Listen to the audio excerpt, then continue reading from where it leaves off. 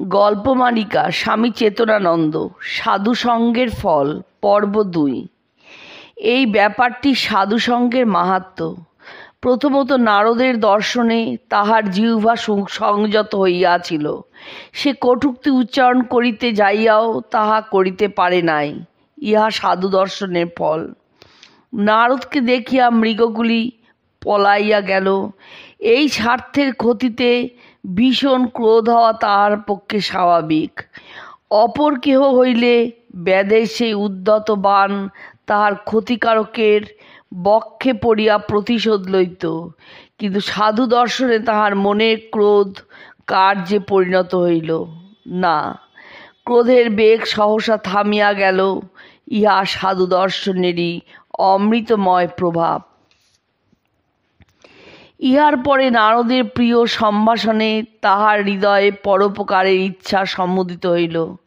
সে নারদকে সোপার্জিত মৃগালব্ধ মৃত পশু বা মৃগ চর্মাদি দিতে চাহিল। এই পরোপকার ইচ্ছা জাগরণ সৎসঙ্গে সদুপদেশ লাভেরই ফল। তাহার পর নারদ যখন জীবের ক্লেশ বুঝাইয়া দিলেন, তখন তাহার মনে বাস্তবিকই অনুতাপের সূচনা হইয়াছিল এবং তাহার মন সাধুসঙ্গে নিষ্পাপ ও প্রসন্ন হইয়াছিল। নারদ যেইমাত্র পাপের দণ্ডের কথা বলিলেন, তখন তাহার সরল নির্মল হৃদয়ে ভয়ের উদয় হইল। ব্যাধ বলিল, ঠাকুর, আমি পামর, অধম, আমার কি গতি হইবে?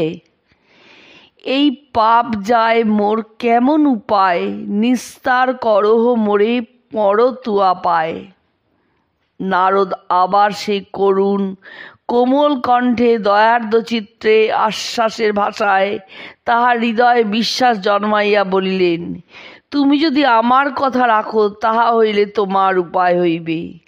ব্যাধের হৃদয়ে তখন শ্রদ্ধার আবির্ভাব হইয়াছে, কিন্তু সে শ্রদ্ধা দৃঢ়া নহে, কোমলা। ব্যাধ কোমল কণ্ঠে বলিল, ঠাকুর, আজ্ঞা করুন, কি করিতে হইবে? নারদ তখন একটুকু প্রভুত্বের সহিত বলিলেন, হাতের ধনুকখানি আগে ভাঙিয়া ফেলো, পরে আমি উপায় করিব। ব্যাধের কোমল শ্রদ্ধায় তখন সংশয় আসিল। সে কাতর কণ্ঠে বলিল, ঠাকুর, ধনুক ভাঙিলে বাঁচিবার উপায় কি? নারদ হাসিয়া বলিলেন, সেই জন্য আবার চিন্তা? আমি অন্ন দিব, প্রতিদিন যত অন্নের প্রয়োজন হয় আমি দিব। তখন সৎসঙ্গের প্রভাবে ব্যাধের হৃদয়ে পূর্ণ শ্রদ্ধার উদয় হইল। তাহার মনে বিন্দুমাত্র সংশয় রহিল না। ক্ষণার্ধ বিলম্ব না করিয়া সে ধনুক ভাঙিয়া নারদের চরণে দণ্ডবৎ প্রণত হইয়া পড়িল। ইহাকেই বলে গুরু পদাশ্রয় এবং গুরু বাক্যের সুদৃঢ় প্রত্যয়। নারদ তখন তাহাকে হাত ধরিয়া তুলিলেন এবং বলিলেন, আমি যাহা বলিতেছি তাহা শোনো।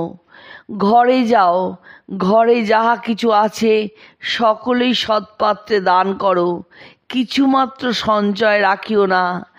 একখানি বস্ত্রমাত্র পরিয়া স্ত্রী পুরুষ দুইজন ঘর হইতে বাহির হইবে। নদীর তটে একখানি কুটির করিয়া তাহার সম্মুখে একটি তুলসী বৃক্ষ রোপণ করিবে।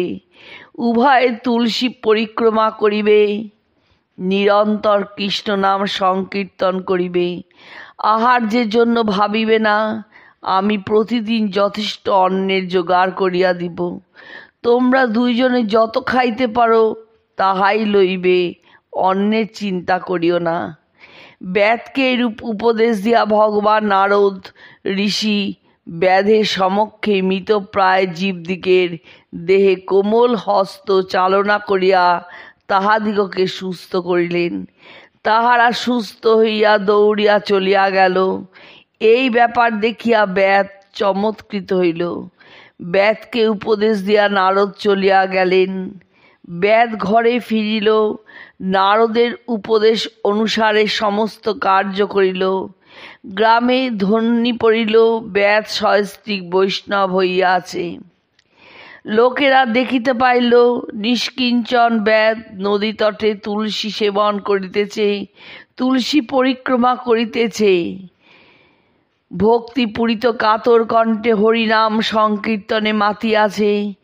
গ্রামবাসীগণ এবং ভিন্ন গ্রামের জনগণ সাদরে নানা প্রকার ভোজন সামগ্রী লইয়া ব্যাধের কুটিরে উপস্থিত হইল। ব্যাধ আপনাদের প্রয়োজন মতো যৎ কিঞ্চিত রাখিয়া অবশিষ্ট উপস্থিত লোকের মধ্যে বিলি করিয়া দিল।